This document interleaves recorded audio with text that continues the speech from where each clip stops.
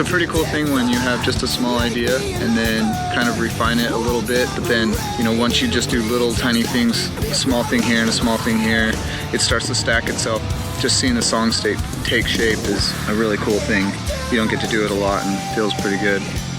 We went home for a few weeks and I just had my acoustic guitar, and the worm came out of that. I accidentally tuned my guitar wrong. And then working with Bert at his house, he was just on the piano, and you know, I had been home for a while and I just came out there and it was kind of like instant, you know, here's this thing. And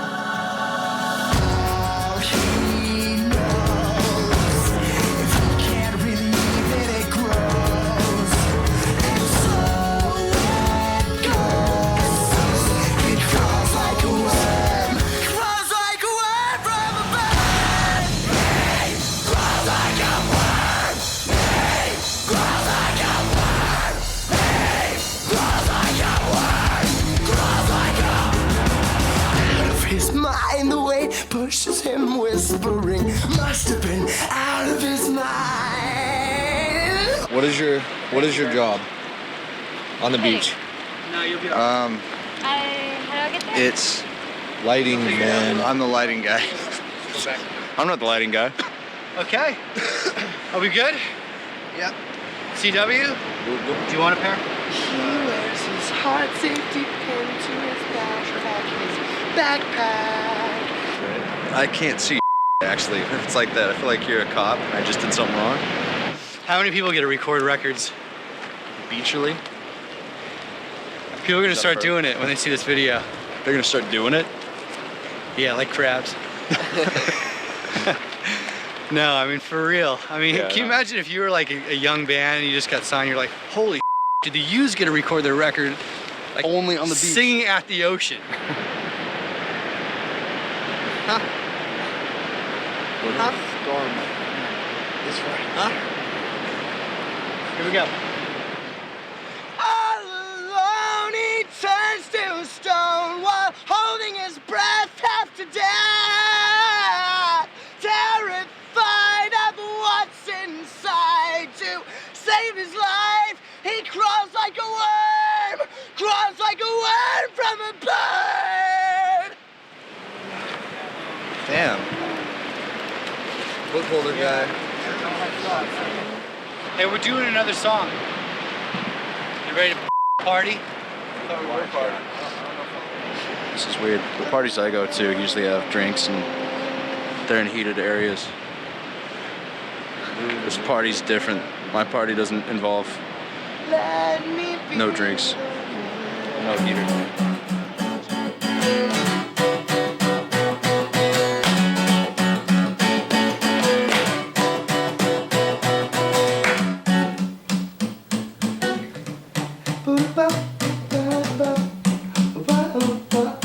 Bert's really stepped it up, I think.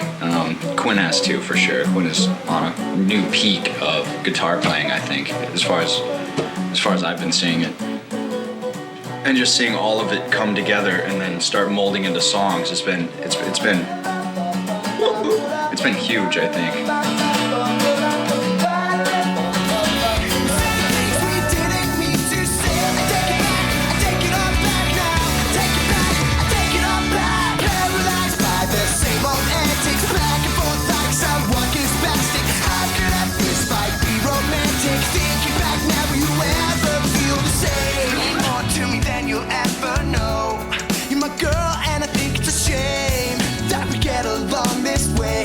I'm just that you try to knock me out. I guess these moments fade. Welcome to the studio. That's Matt. Hi, camera. Used fans. Everything I've recorded so far is with Matt. And I love Matt.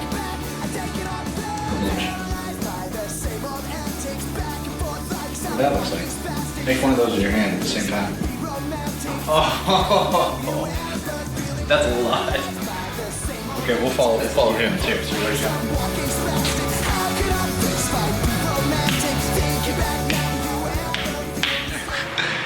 We're at John's right now, and we're doing drums for the last part of our record, and just hanging out, really getting drum sounds.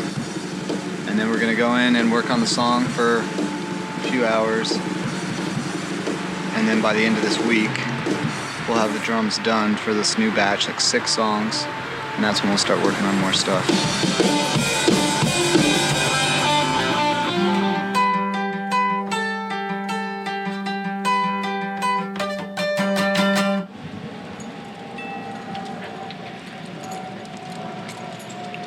I'll have to readjust the infinity laser.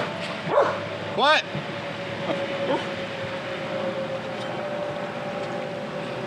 Full starborn ahead, sir. Copy. So right now, as of now, check this out. I'm lounging out on the couch outdoors. Here's why. Come with me, come with me. But you gotta be quiet.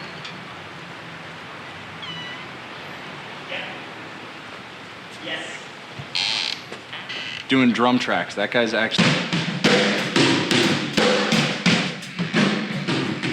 I wasn't supposed to be talking during that. But he's setting up the drums to make sure the drums sound perfectly in every possible way, so everything's in tune. And when then we're getting drum sounds to make sure all the drums sound perfect with all the little mics all over it. You can't see the mics now because you're looking at me.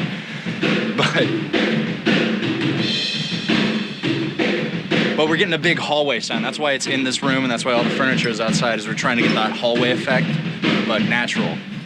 That first one we need to crash on after the fill, okay? I'm gonna catch you in for the first crash, okay? It's a push crash. 1, 2, 3.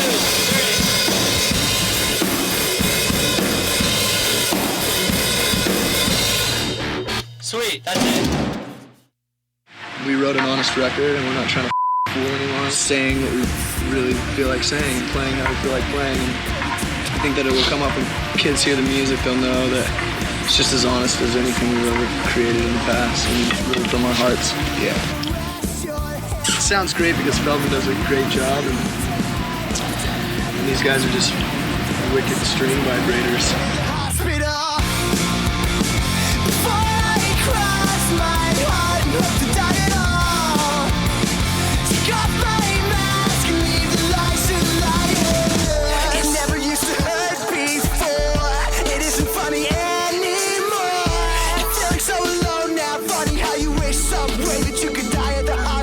I think this is the most record we've ever made. Right over there where it's too bright and you can't see, it's heaven over there, is where we're going to be practicing and getting ready for the tour that's coming up and getting ready for everything. And might I say, we sound mighty tight in there. Yes, we sound really good right now. That sounded cocky too, but I didn't mean that cocky. I mean it confident. When we started writing Pretty Handsome Awkward, it was honestly just the guitar riff, which was the whole song. We decided to write pretty much the whole song based around this small guitar riff, and kind of the way that it grew and the way that it came together by itself is pretty amazing and out of our hands. Like I was saying before, it's like these things come together almost accidentally and magically, and it almost has nothing to do with us. We just have to kind of be there with the catcher's mitt on. And sitting on a piano, and Quinn would have a really basically spectacular guitar idea, and we kind of took a lot of the times we take the 80s route and base the guitar around a piano melody and structure songs that way, and it seemed like it really felt like that was a great way to get a super sweet, smooth sounding, succulent melody for the song. We're here at Monster Effects where Mark is finishing up the Chatham sculpt, so we're gonna go see it for the first time, and we're gonna be amazed. We're gonna see a sculpt of the head today. We're gonna see magic.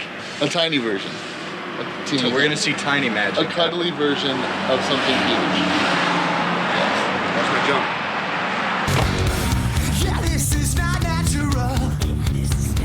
A bunch of holes where the dead used to be underground. Forget supernatural. 'Cause all those resting in peace are out and walking the streets. Yeah, with no heartbeat. Excuse me. My grandma needs help. Excuse me. Hi. My name is Alex Pardee, and this is Chatham, and Chatham is my friend.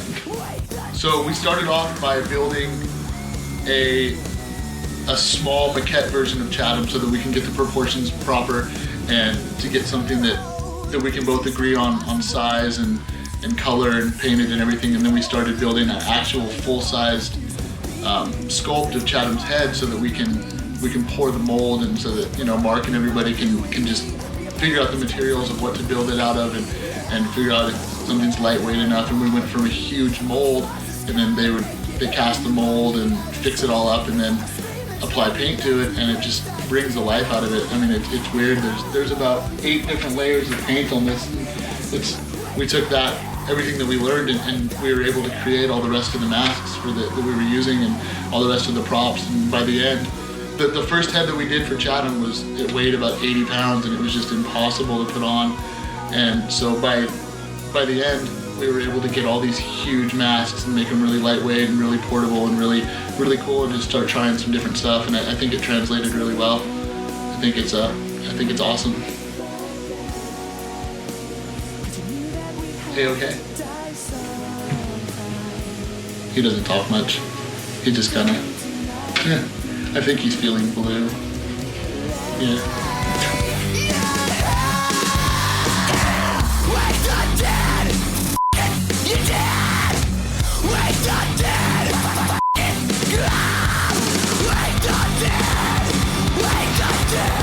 High five.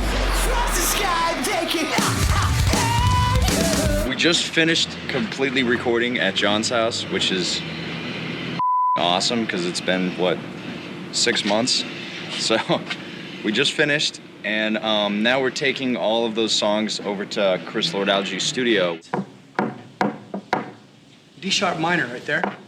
You got going on? Anyway, we're here at Chris Lord-Alge's studio mixing the record. Final touches. We had Chris Lord-Alge mix the record, and we had to basically decide what we wanted on the record and kind of listen to the mixes for ourselves and what we liked, parts we didn't, kind of let him mold it, but then be able to work with someone who's outside of the box, outside of your realm. And that's like one of the best things, is to have someone who isn't affiliated with your band or anything, that strictly, listens to it and gets their, fresh listen. And he's a great mixer, and he's a great guy.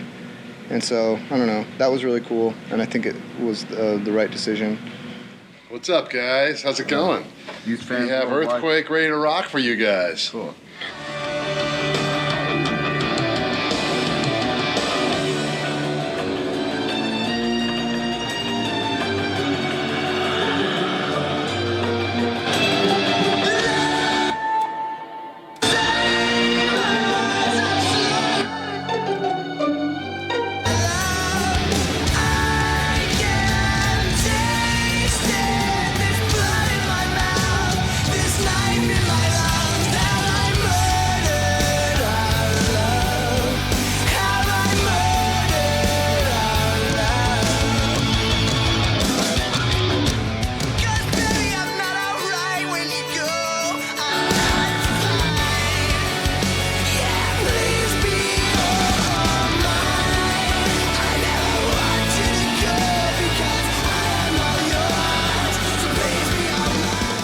They make it sound good.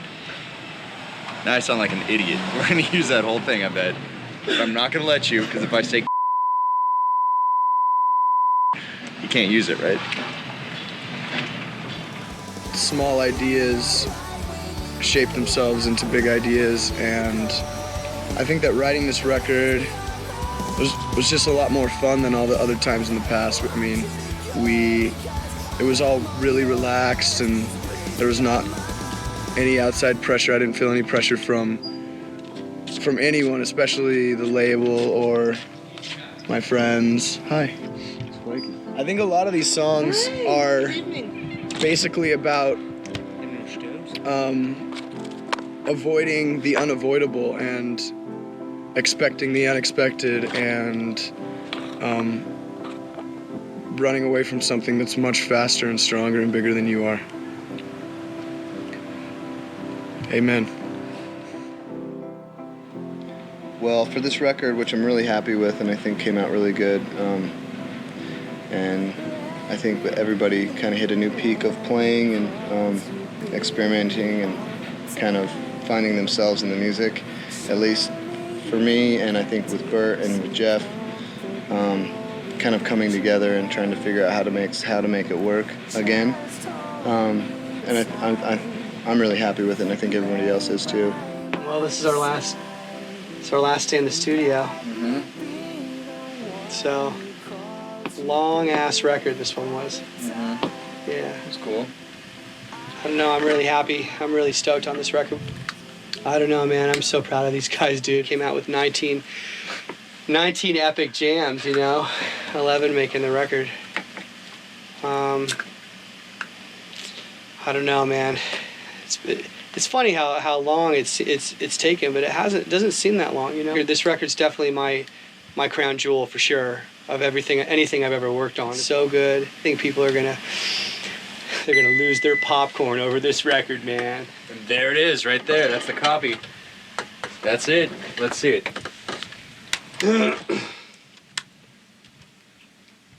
Whoa. Look how shiny it is, too. That's a new record. Done. Mm-hmm. Done. Here, take care of it.